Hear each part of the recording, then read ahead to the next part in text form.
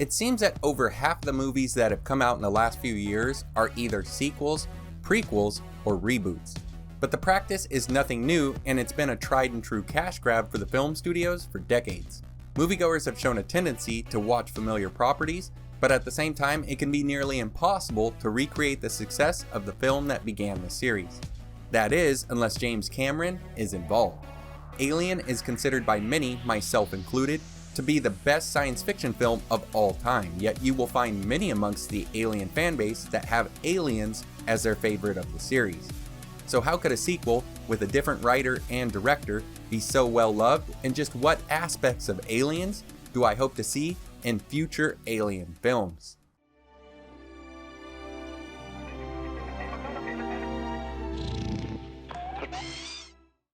A main driving force behind the success for Aliens was the vision and imagination of writer and director James Cameron. 20th Century Fox, now simply 20th Century Studios, has been quite lucky at finding up-and-coming directors who can function well and even flourish within the world of Alien. Neil Blomkamp was almost added to this list, but Fox couldn't commit on his project while Ridley Scott was still working on the prequels. I'd love to see Neil or another young director get a chance at another Alien film, but I will say that I'd rather that it was a new story and not a retcon like what was going to happen with Neil's Alien project. The pace for Aliens was brutal, like a horror film on a roller coaster. Alien was a slow build-up, and it was done with perfection, but Aliens is like a car chase, a much different perspective, but one that works amazingly well in its own space. It's easy to say that I'd love to see another movie with a focus on 1979's Alien and its horror roots. It is my favorite film in the franchise after all, but I think I'd enjoy something with the relentless pacing of Aliens even more.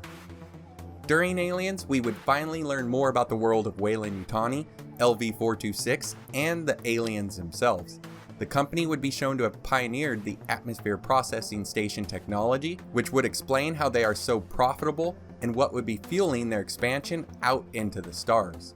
I find their shadowy exploits fascinating, and any new film in the series should explore more of the company's experiments, even if they aren't xenomorph related. I still think that a Weyland-Yutani focused series could work if done right on some kind of streaming service. Showing more of LV-426 is a no-brainer for future sequels, even though it didn't happen past the first two films. Alien fans would love to return to Acheron for further exploration of the moon where Kane's nightmare began. With the release of Cameron's director's cut, we were treated to the sequence where Newt's parents are sent out to rediscover the derelict vessel, showing off a bit more of the alien landscape. Looking back, it was even the original intention for the prequel films to focus on LV-426, before Fox decided to pull back on the Alien tie-ins, thusly bringing in Lindelof with the direction to change things up, landing the Prometheus mission on LV-223.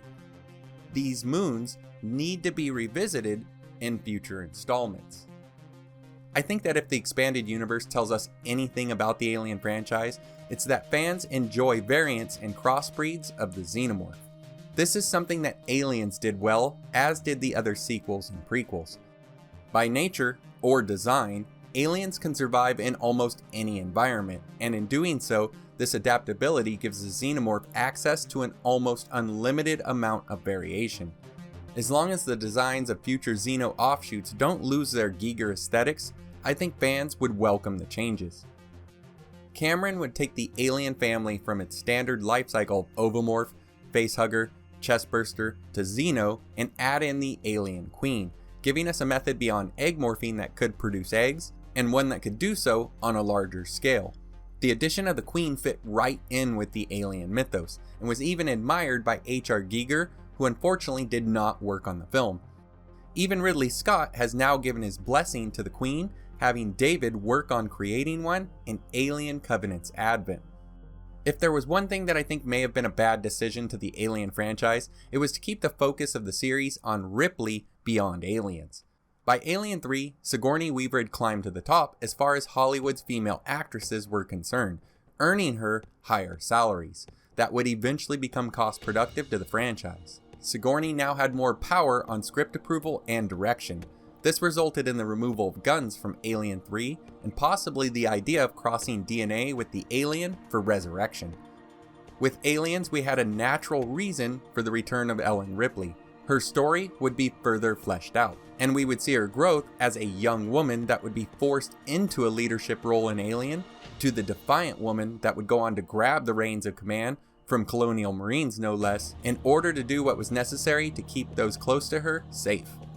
To be honest, at first for years I'd wished that Ripley wasn't included in Alien 3, but over time that movie has really grown on me, so I'll give the Ripley inclusion on 3 a pass. But for Resurrection, Fox really needed to just let go and move on to a new lead actor or actress.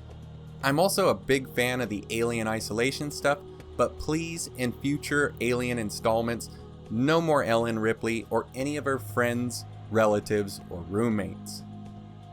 Colonial Marines have become a huge part of the Alien franchise, even though Aliens was their only appearance outside of the extended universe. This has been a huge oversight of the sequel and prequel films, and fans would love to see them in action again.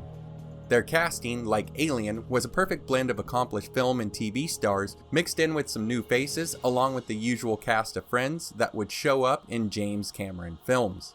The only drawback to the Colonial Marines was their unprofessional attitudes, but even Cameron later apologized for this, adding that he didn't know how real military people worked and behaved.